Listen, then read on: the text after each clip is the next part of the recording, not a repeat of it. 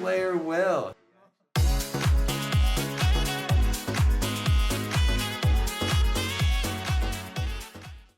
Welcome back, Visions fans. Ready Player Will here. This is the quick hit review on Duran, a new free unit being given out tomorrow for the Trials of Mana collaboration. You will still have to acquire shards if you want to max him, but you at least do not have to pull on a banner to get him. And so just going over some of the attributes here. As a class, he is a DPS, but he does have a tank option as well, theoretically. We'll talk about that soon. He is part of the Wind Element and Sword Knight group. He does equip swords to primarily do physical slash damage as his damage type. They've given him the unique main job of the Hero King's Loyal Swordsman with the Knight and Nightblade subjobs as a 100 cost unit.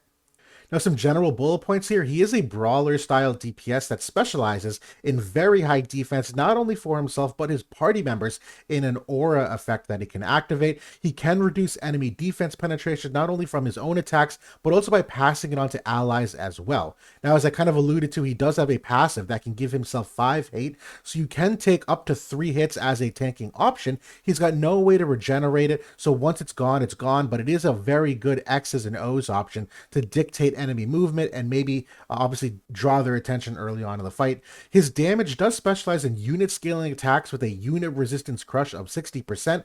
And just in terms of that brawler style, he's got great survivability options with the honeycomb barrier. He's got a 7500 HP physical barrier, courage capable with some damage absorption in the kit as well. He is a great new sword knight warrior that does synergize well with the others in the group. There's a little bit of overlap, but there's no doubt that he is made to go with them, and he will help slash chain damage here with a chain resistance and peril on his level 120 ability, with a double hit and a triple hit that's in his kit also. Now, for general team building expectations, obviously you have the wind element and the sword knight class. The new Dario magic tank is certainly still viable in different types of capacities. The Veritas of the wind unit, Shreka is by far my favorite unit to pair him with for a bunch of different reasons. But even for newer players, that Flagbearer Glacial unit still holds up decently well depending on your rank of play. Ashen King Mont Squall, both those are still good as part of the Sword Knights, but again, slightly redundant with some overlap of what they do, but overall, very solid options given the state of the game. And then Wingstern and Bradley are good options too, just for many of you that might have already had them built up. Now, as you look outside those groups and think of some rainbow potentials, to me, it's really Book, Staff Black Mage, Sword Warrior, and Axe. And a lot of this is driven by his new vision card, the Duran vision card, that's coming in this week that you'll have to pull on if you want to use these synergies. Also, the Summer Resnick vision card is definitely a big player in this as well. And the Future Soddily one here for Resnick in particular is coming in a couple weeks,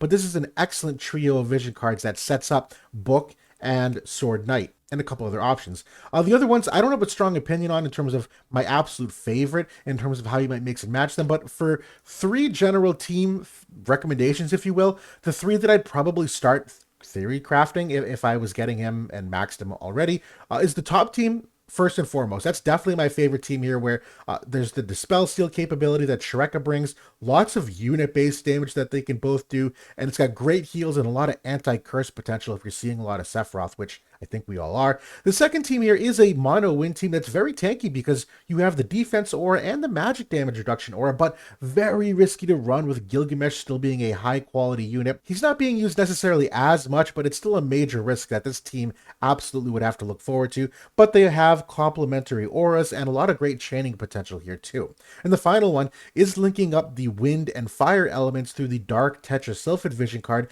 and even that Summer Resnick vision card where it works on all 4 of those units in the bottom square.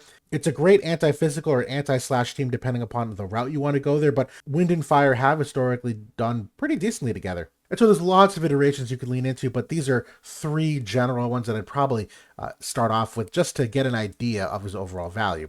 Now, for my overall expectations on a scale of 1 to 5, going from poor to amazing, for Guild Wars, I think he's a 3. I think he's good. He's not perfect, but he certainly has the stats of a new gen unit. He's got a lot of utility in the kit. He's got a very defined role that I think does have a time and place that I don't really see a lot of weaknesses per se. If anything, it's more just a time and place and when he's best. And so for me, I think he's a good unit. For Arena, I think he's great. And a lot of that comes down to the fact that you can obviously, pick your opponents. So as a Sword Knight and as as a new gen wind unit, I think there'll be a lot of opportunity to use him where it's most optimal. But even the fact that you can flex that passive ability to change him from a DPS to a tank, I do think makes for some interesting variability in arena. When someone hits you, they don't really know which one they're going to get. So I like that little X factor to it. For PvE scores, I actually do think he's a great unit as well, where he does have that unit crush. Unfortunately, not a lot of unit resistance in the PvE type content, but he does have that chaining potential. There is a slash resistance in peril on the sub job, but I think that's inferior to losing out to the triple hit that's on his Nightblade. So in terms of overall PvE scores, I still think there's some stuff there that you can utilize. His Knight sub job also does have access to some agility percent down. In terms of cost limited, to me, it's a fair for a number 2, and that's really more because Sword Knight tends to have some really costly units overall. Although he's a really great unit, I don't know if he's going to carry a cost limited situation where he's going to be your highest cost and you're going to have some lower cost units to really do some of the other heavy lifting. He's not bad, but I think it's a little more difficult. And for the TMR, I wouldn't max him just for the TMR. It's not that it's poor. It's really more niche. I think it's probably more appropriate to say. But overall score for me is a 4. He is still a great unit. Some of the key takeaways, though, he will be best in physical damage metas. And that's one of the reasons why, for now, I kind of have him at a good rating in Guild War. We're about to enter a very magic heavy, I won't even call it a meta, but influx of units where we're going to get Angela and Sodali and Exia. And there's already some really great magic units with Shreka that's in the fold. And so from that perspective, his strength is probably not coming into the best timing, but that shouldn't detract from his overall quality as a character. And so for me, that's why he's a perfect slow build unit. You don't have to rush to build him, toss him in the barracks, do all the chocobo expeditions to build him up. Absolutely do what you can to acquire those shards as cheaply as you can over time, because there will be a time in a couple months here, or even in the short term, where who knows what JP will bring, that he will have his time in place, which is that second bullet point there. And for me, a big key takeaway for me for the biggest ceiling of him is trying to pair him with Dispel ceiling teammates. And right now it really is only Shreka. There's not a lot of synergy with Volke, who is the other one, but I guess Volke being a fire unit, you can do that wind-fire connection. And in the future, Exia is coming out here, but her as a staff devout and as a water unit, not a lot of pairing either, but be on the lookout for that. If you see units with Dispel Seal capability, that's going to greatly amplify his potential. Shrek is definitely the best to do it, but keep an eye out for it from other units. But that's my thoughts overall. Not much more to say than that. I will be doing the in-depth character review, and obviously recommended too if you do intend on using him at a high level. His vision card is kind of a must as well, just given what it does pair between him and other units, and it's got a lot of other really great things. So if you want to know more about the vision card, I will be doing an analysis on that in the next day or so. So look forward to it. But that's it for now. Thanks for watching, everybody. I'll talk to y'all later.